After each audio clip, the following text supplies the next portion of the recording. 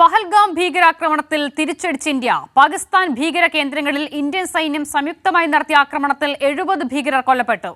കര, നാവിക, വ്യോമസേനകൾ സംയുക്തമായാണ് ഓപ്പറേഷൻ സിന്ദൂർ എന്ന് പേര് നൽകിയ ആക്രമണം നടത്തിയത്.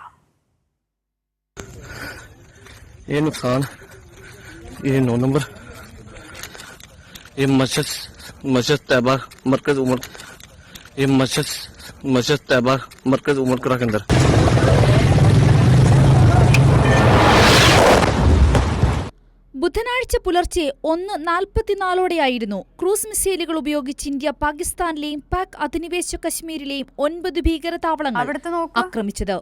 ഭീകരർക്ക് പരിശീലനം നൽകുന്ന കേന്ദ്രങ്ങളാണ് സേന ആക്രമിച്ചത്. രഹസ്യാന്വേഷണ ഏജൻസിയുടെ സഹായത്തോടെ ഭീകര കേന്ദ്രങ്ങൾ ലൊക്കേറ്റ് ചെയ്താണ് കര, നാവിക, വ്യോമസേനകൾ സംയുക്തമായി ആക്രമണം നടത്തിയത്. അതേസമയം പാകിസ്ഥാന്റെ സൈനിക കേന്ദ്രങ്ങൾക്കും സാധാരണ പൗരന്മാർക്കും നേരെ ഒരു ആക്രമണവും നടത്തിയിട്ടില്ലെന്നതും സേനകൾ വ്യക്തമാക്കി. ഭീകര കേന്ദ്രങ്ങളെ മാത്രമായിരുന്നു ഇന്ത്യൻ സൈന്യത്തിന്റെ ലക്ഷ്യം.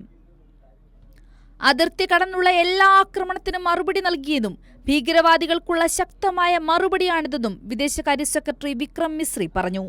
Colonel Sofiya Qureshi, wing commander Vyomika Singh എന്നിവരായിരുന്നു ഓപ്പറേഷൻ സിന്ദൂർ തിരിച്ചടിയെ വാർത്താ സമ്മേളനത്തിൽ വിശദീകരിച്ചത്. ऑपरेशन सिंदूर 22 अप्रैल को पहलगाम में हुए विभत्स आतंकवादी हमले के शिकार मासूम नागरिकों व उनके परिवारों को न्याय देने के लिए लॉन्च किया गया था. इस कार्रवाई में 9 टेररिस्ट कैंप्स को टारगेट किया गया और पूरी तरह से इसे बर्बाद किया गया. A niche technology weapons with careful selection of warheads was ensured so that there will be no collateral damage. The point of impact in each of the target was a specific building or a group of buildings. All the targets were neutralized with clinical efficiency, and the results reiterate the professionalism of the Indian Armed Forces. കോഡ്ലി, മുർദിഗെ, Bahawalpur, Muzaffarabad എന്നിവിടങ്ങളിൽ അടക്കമാണ് Indian സൈന്യം ആക്രമണം നടത്തിയത്.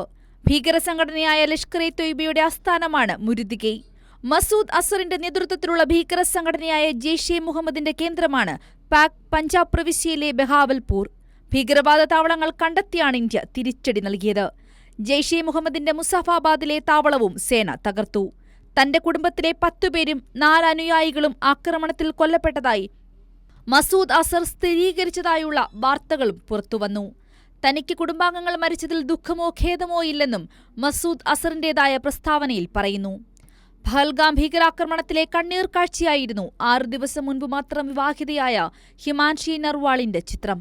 ഭർത്താവും navy ഓഫീസറുമായ lieutenant Vinay നർവാളിന്റെ മൃതദേഹത്തിനരികിൽ കണ്ണീരോടെ ഇരിക്കുന്ന ഹിമാൻഷിയുടെ ചിത്രം ആക്രമണത്തിന്റെ മുഖചിത്രമായി ഓരോ ഇന്ത്യക്കാരന്റെയും ഹൃദയത്തിൽ തറച്ചു. തിരിച്ചടി വിവരം പങ്കുവച്ച് ഇന്ത്യൻ സൈന്യം പങ്കുവച്ച പോസ്റ്റിലും ചിതറിത്തെറിച്ച സിന്ദൂരത്തിന്റെ ചിത്രമാണ് ഉണ്ടായിരുന്നത്. പഹൽഗാമിലെ താഴ്വരയിൽ കൺമുന്നിൽ രക്തം പൊടിഞ്ഞ് ജീവൻ വെടിയേണ്ടി വന്നവരുടെ ഭാര്യമാരുടെ കണ്ണീർ തോർന്നിട്ടില്ല. ഭർത്താക്കന്മാരെ നഷ്ടപ്പെട്ട അവർക്കുള്ള ആദരം കൂടിയാണ് ഓപ്പറേഷൻ സിന്ദൂർ എന്ന പേരിലൂടെ ഇന്ത്യൻ സൈന്യം നൽകിയത്. ആക്രമണം നടന്നതായി പാകിസ്ഥാൻ സ്ഥിരീകരിച്ചു. അതിർത്തിയിൽ പാക് സൈന്യം വെടിവെയ്പ് ആരംഭിച്ച സാഹചര്യത്തിൽ രാജ്യം കനത്ത ജാഗ്രതയിൽ. News desk Kairali news.